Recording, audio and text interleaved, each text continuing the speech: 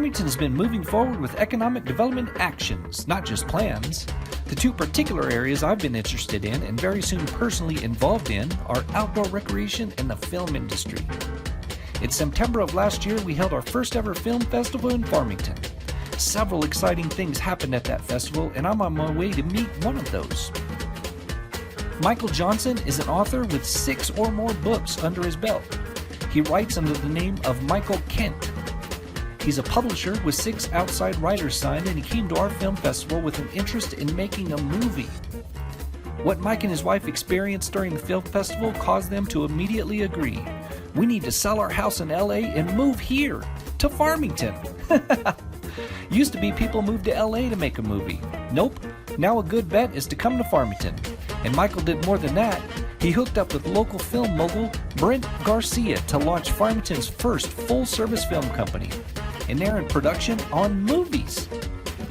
Mike's story is even more interesting than that, and I'm going to ask him a couple of questions and let him talk, because some really interesting things come flowing out of that mind of his when you get him talking, and I love it. You want to see how it goes? Come along for the ride in Ken's Think Tank. Ken's Think Tank is made possible by the following sponsors. Basin Home Health and Hospice and Basin Coordinated provide home health services like skilled nursing, PT, OT, and caregivers. They operate 24/7, 365 to keep patients healthy and in their happy place at home, next to their favorite people and things. So now you got to interview, you got to run the cameras, you got to drive. Okay. Yeah. Mike, do you prefer Mike or Michael? Whatever rolls off your tongue the easiest. as long as you know people are talking to you, that'll work. Yeah.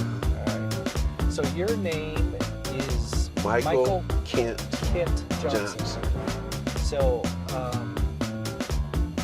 a lot of people know you as Michael Johnson, but your pen name is Michael Kent. So cool. For author and for screen credits, it's Michael Kent. Awesome. Just for continuity. And you just mentioned that, so the reason you have a pen name is because you are an author. Yeah, I'm underread great author. Yes. Me and my wife run a publishing company. We have 5 going on 7 other authors. Okay. So we're in the final editing phases of our 6th outside author. I'm going to Los Angeles later this week to sign our 7th author. Okay. You're not from here. No, originally I'm from Detroit. Detroit. Yeah, no, not Detroit, bro. Yeah, Detroit. Detroit. Yeah, so, that accent is on the 2nd syllable. So quite a difference between there and here. Not so much now that I'm 64 years old, but a lot of difference when I was a kid. So let me tell you about my history. Yeah, you grew up there. Okay, so I was born Michael Kent Martin. Okay. And that's my mother's maiden name. And I'm a rape baby. Okay. So my father's name ain't even on the birth certificate. For father's name, it says unknown. Growing up in Detroit, most families, the average family had 8 kids. Okay. So it was 4 or 5 boys in every family. Yeah. And a father. Right. Tough town. All those boys were like soldiers raised by a general, the father. Right. I didn't have a father or brothers, so I generally had no protection. Right. So, for fun, we'd throw rocks at each other in the alleys. Yeah. And I don't mean little tiny rocks. Right. I mean a big rock that fits right in the crook of your finger there. Yep. We called them eggheads. Yeah. And we had rock wars, throwing rocks at each other's head. Yeah. We made bow and arrows out of branches, and on the end of the arrows, we bent like a Coke bottle cap. Oh, yeah. So there's sharp, good sharp, put your eye right out. Yeah. And we shot those at each other's eyes. Yeah. We threw, and I'm saying we, but not so much me, because I wasn't that tough. It was a Right. very tough town, Right. and I wasn't that tough. But we'd throw cherry bombs at each other. Yeah. We played cherry bomb chicken, right? Yeah. So both people hold the cherry bomb, light the fuse, and whoever holds it the longest wins. Lord have mercy. Well, when I did it, I won, and that cherry bomb went off right at my thigh, Yeah. dug a mark in my thigh. Ow. If I would have had on boxers instead of briefs, I would have been damaged. Let me Yeah. put it like that. Yeah. By the time I was 12, Uh-huh. I had to drink. Yeah. I had to, because I walked around in fear Yeah. every single day. When I was 10, I shot myself in the leg playing with bullets. And I dug it out in a friend's family car with a pair of tweezers Yeah. by myself. Yeah. I didn't even know I should have went to the hospital. Actually, it was the back end, the shell casing that Okay. went an inch into my leg. At 14, the city started getting flooded with this white powder. Yeah. They called it skag. And I remember a friend trying to give it to me for free. And I said, no, I'm going to stick to my wine. You can get a bottle of Thunderbird for $1. Yeah. And one time I took the friend up on the offer, and I sniffed that white powder, and I threw up and went to sleep. And I told him, Carl, all that made me do was throw up and go to sleep. I can hear his voice right now. He said, that's the high, man. And I was hooked before I knew it was heroin. Yeah. Yeah. So I started when I was 14. I didn't stop till I was 30. So I left Detroit at barely 17. I joined the Air Force on a bet from a buddy when I was 16. Yeah. And I left just after my 17th birthday. And the year I was overseas for the Vietnam War, more of my friends died in Detroit than I knew of people that died in the Vietnam War. Yeah. I was safer in the war than I was in my That's crazy. hometown. Yeah. So I left there with that fear and paranoia still in me. I thought the whole world was like Detroit, that set fires to places on the night before Halloween. Yeah. You And, would. You know, growing up like that, you would think that that's just normal. Yeah. And I was kind of forged in that fire. So any story I tell in a book is tempered with that same grit. Right. So I went off to the Air Force at 17, heroin addict in Thailand and the Philippines. And I went to college when I came back to the States. Heroin addict through college, graduated at the top of my class, and went to work at Hughes Aircraft Company in El Segundo, California. Right. Still carrying that habit with me. Right. So for from 24 to 30, I was a rocket scientist and a heroin addict at the same time. Crazy, man. So Yeah. I don't know, God struck me sober at 30 years old. That's a longer story than 20 minutes. Oh, yeah. Yeah. But I learned a new way of life in Alcoholics Anonymous. Okay. And I still go. 34 years after Yeah. being sober, I just left the AA meeting that ended in 1. That's why I Okay. said 115. But over the years, I got rid of that bag of fear that I was carrying around. Yeah. And eventually I became fearless. Mm-hmm. And people don't know you can live like that, but you can live without fear and doubt. Oh, yeah. So now I speak success. I divorced heroin and married Jesus when I was 42 years old. I don't know, 17 years into, 12 years into sobriety. I got sober at 30. I got saved at No, I was 46 when I got saved. Okay. And my life changed again. I became a Bible scholar. Yeah. So I studied the Bible for 6 years, and all that goes into my writing. So Right.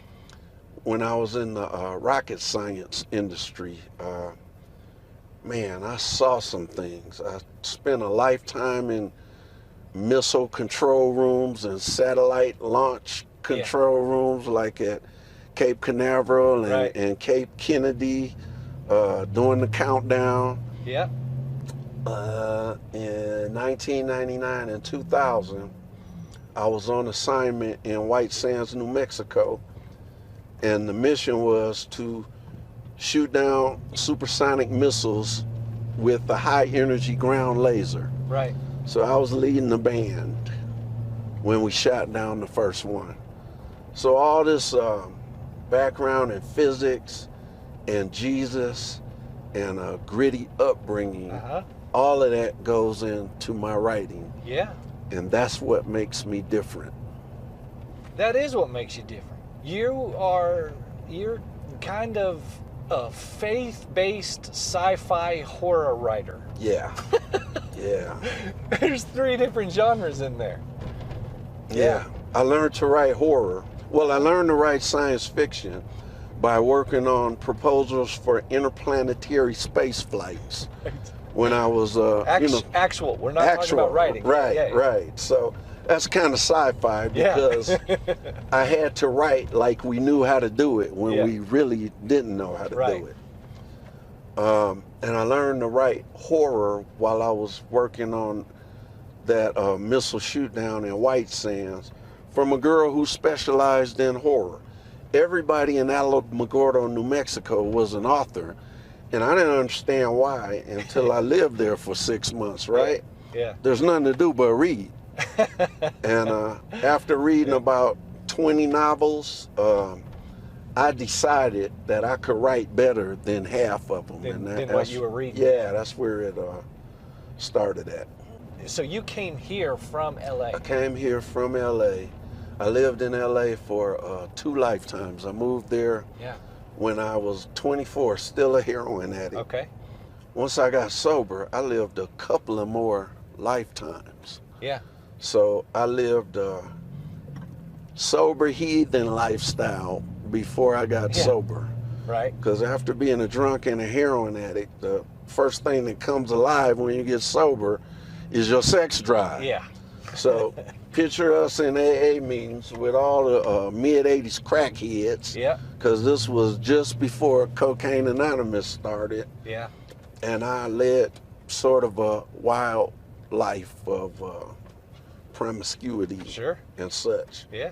But all that changed when I found Jesus through reading a book that my girlfriend's mother gave me. It started with the Space Trilogy by C.S. Lewis. Okay. I didn't know it was about religion until I was on page 400. So when I finished it, I was like, oh God, is there more of this? She gave me this Present Darkness by Frank Peretti. That passage in Matthew that says, Jesus said, whatever you bind on earth will be bound in heaven, and whatever you loose on earth will be loosed in heaven. So I bind fear and doubt here on earth. Right. And it's bound for me in the heavenlies. And I loose faith, encouragement, and positivity here on earth. And God got my back in heaven. Yeah. So I'm really serious about this stuff. Yeah. When I write about it. Well, that's what makes a good writer, not just dreaming up some intangible concept. Right.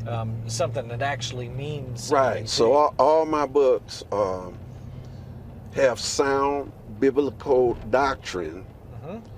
And it's got one whopper of a tall tale, because I'm the master of the tall tale. What brought you to Farmington, of all places, from LA?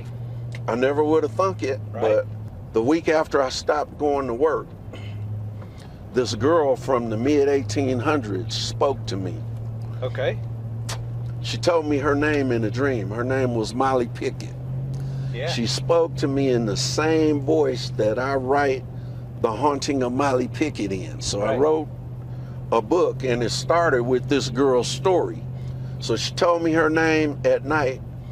The next day, I was looking up at the hills in San Bernardino Mountains, and she told me her story of being left by her parents, having to turn to prostitution, and she ended up selling her soul to something in a haunted gold mine. Okay. Something. Yeah. And she ended up having an offspring. And you got to read the rest of the book to find out what happened to her Right. and the offspring. So Molly Pickett wrote the prologue. I just listened and scribbled it down and Yeah. typed it up. And that's your first book. That's my first solo book. Okay. Me and the girl from New Mexico, Kadera Lee, we wrote a book together, but it got ripped off and turned into 4 made-for-TV movies. Really? Yeah, it was called The Librarian. The Librarian. They didn't even bother to change the name. So it had the same tone, same wickets to go through, Really? and starring Noah Wiley, right? Oh, man. So somebody called me and said, Mike, your book is on TV. And it was on TV, I just didn't get credit for it. Wow. So the next book, The Haunting of Molly Pickett, I protected. I didn't really show it to everybody like I did the first one. Right. This book, Molly Pickett, just got up and started walking. It sold lots of copies. Somebody read, I ended up having to publish it myself. That's how my publishing company started. Right. So I published it in 2016, started Extravagant Promises Press Publishing Company, and a friend read the book and he recommended it to his friend. His friend called me and said, can I write a screenplay? I said, sure, I'd be honored. So we collaborated. He wrote the screenplay. It took him a year. Yeah. We entered it in a contest. He entered it in Atlanta, Georgia. Okay. We went to Atlanta, pitched the screenplay, and Brent Garcia Yeah. from Farmington, New Mexico, happened to be in the audience. And we connected. He said, great story. He said, let's make a movie trailer. Yeah. And I paid half, and he paid half for the trailer. Uh-huh. And it was 2 years before the trailer actually came out. I was a little anxious along the way. Yeah. But we ended up bringing the screenplay to Farmington last year to the Four Corners Film Festival, Right. the film festival, the Right. first one. And the stars aligned.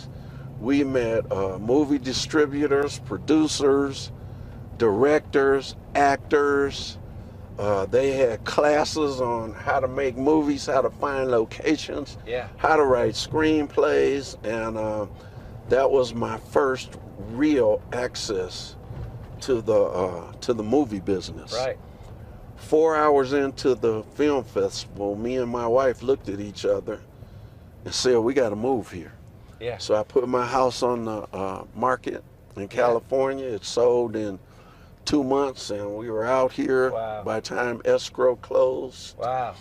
I hooked up with Brent. We formed Tomahawk Ridge Films. So Right. we came here to make movies. Now 5 of them are going to be from my line of work called Tales from the Mic Side. Right. This creepy, gritty, otherworldly, divine Christian fiction horror with giants and werewolves and Right. beasts from the Bible. Right. See, the Bible is just rife with spectacular It is. stories, and you don't really have to go any further than crucifixion, resurrection, second coming of Christ, Genesis, to just find fantastic storylines. Yeah. So, and then there's the people here who make big deals on a handshake Yeah. without getting lawyers involved. helping friends out. So because of the lack of red tape, because of the friendliness, because of the economy, because Tomahawk Ridge has all of its own equipment, we have 2,000 square feet of studio space, including a full-size green screen. Right. We're able to make the movies ourselves at 10 cents on the dollar. Oh man. Compared to Hollywood. So Right. we can make a $10 million movie here Right. for less than $1 million. Right. So that $10 million movie in LA, Yeah. it has to make 10 million Yeah. to break even, Yeah. right? So if Yeah. we make it for $1 million Right. and it happens to make 10 million, Yeah. yeah, we've Much bigger. upped our yeah. profit by order of magnitude. That Yeah. means times 10. Yes. I just love the story of, you know, a hard upbringing in a hard place, going into some hard career paths, you know, ending up and excelling at hard career paths and ending up in a hard place to do business, and all of that leading you here Yeah. to Farmington. Well, I consider you a new friend, so Same here, I'm Keith. glad I met you. Same here. Yeah, Me too, bro. yeah. This is exciting what you do. This is cool. So I haven't officially said it yet. You've been here for a little while now, but welcome to Farmington. Thanks.